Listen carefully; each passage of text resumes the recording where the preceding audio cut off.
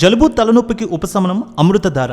ఈ అమృతధార అన్ని ayurvedic medical షాపుల్లో దొరుకుతుంది. అమృతధార హోల్సేల్ గా కావాల్సిన వారు స్క్రీన్ మీద కనిపిస్తున్న నెంబర్కి కాల్ చేసి సంప్రదించవచ్చు. ఆన్లైన్లో కూడా మీరు ఆర్డర్ చేసుకోవచ్చు.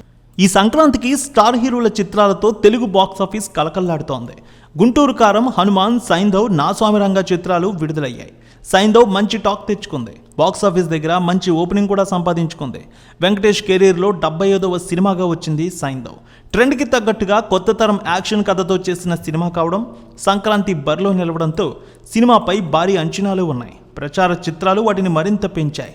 యాక్షన్ కథే అయినా వెంకటేష్ మార్క్ కుటుంబ నేపథ్యం కూడా ఇందులో కీలకంగా మారింది. ఇక సైంధవ్ సినిమా 8 రోజుల కలెక్షన్స్ ఎలా ఉన్నాయి? 9వ రోజు సైంధవ్ కలెక్షన్స్ ఏ మేరకు తీసుకురానుంది? టాలీవుడ్ అనలిస్టుల రిపోర్ట్ను బట్టి చూద్దాం. సైంధవ్ సినిమాకి మంచి హైప్ క్రియేట్ అయింది. ముఖ్యంగా ఈ సినిమా టీజర్ ట్రైలర్ అందరినీ ఆకట్టుకుంది. ముఖ్యంగా అభిమానులు అయితే ఈ సినిమా కోసం 1000 కళ్ళతో ఎదురు చూశారు.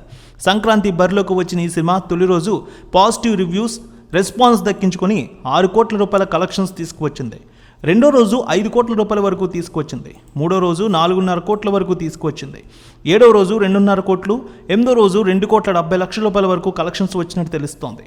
ఆక్యుపెన్సీ చూస్తే సినిమాకి సంక్రాంతి సమయంలో ఎలా ఉందో ఇప్పుడు కూడా దాదాపు 28% వరకు కనిపిస్తోంది. హనుమాన్, గుంటూరు కారం, నా స్వామిరంగ చిత్రాలు ఉన్న సినిమాకి పాజిటివ్ టాక్ రావడం, కంటెంట్ బాగా నచ్చడంతో ఈ సినిమా కూడా థియేటర్ ఆక్యుపెన్సీలో ముందుకు సాగింది. ఓవర్సీస్లో కూడా 18% ఆక్యుపెన్సీ కనిపిస్తోంది. 9వ రోజు ఈ సినిమాకి 27% ఆక్యుపెన్సీ కనిపిస్తోంది. 2.5 కోట్ల రూపాయల వరకు నేడు కలెక్షన్స్ తీసుకువచ్చే అవకాశం ఉంది. 25 కోట్ల రూపాయల వసూలు మార్క్ అయితే ఇప్పటికే దాటింది ఈ సినిమా. కొత్త తరం యాక్షన్ సినిమాలతో సీనియర్ హీరోలు గట్టి ప్రభావం చూపుతున్న రోజులివి. బాలీవుడ్లో చూస్తే షారూఖ్, విక్రమ్తో కమల్ హాసన్, జైలర్తో రజనీకాంత్, చాలామంది స్టార్ హీరోలు ఇలాంటి సినిమాలతో బాక్సాఫీస్ దగ్గర సంచలనాలు నమోదు చేశారు. వెంకటేష్ కూడా అదే రేంజ్లో ఆలోచించారు. తన 75వ చిత్రం కోసం ఇలాంటి సూపర్ కథను ఎంచుకున్నారు. ఇదే అందరిలో ఆసక్తి ఏర్పరిచింది.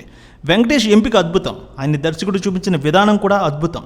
వెంకటేష్ చేసిన యాక్షన్ సీన్స్ అయితే అద్భుతంగా ఉన్నాయని ప్రతి ఒక్కరూ పొగుడుతూ ఉన్నారు. ఆయన స్టైలిష్ లుక్ కానీ, నవాజుద్దీన్ సిద్దికి పాత్ర డిజైన్ చేయడం కానీ చాలా బాగుంది. సో ఈ సినిమాకి వసూళ్లు మరింత పెరగచ్చు, థియేటర్ ఆక్యుపెన్సీ కూడా మరింత పెరగచ్చు వచ్చే రోజుల్లో.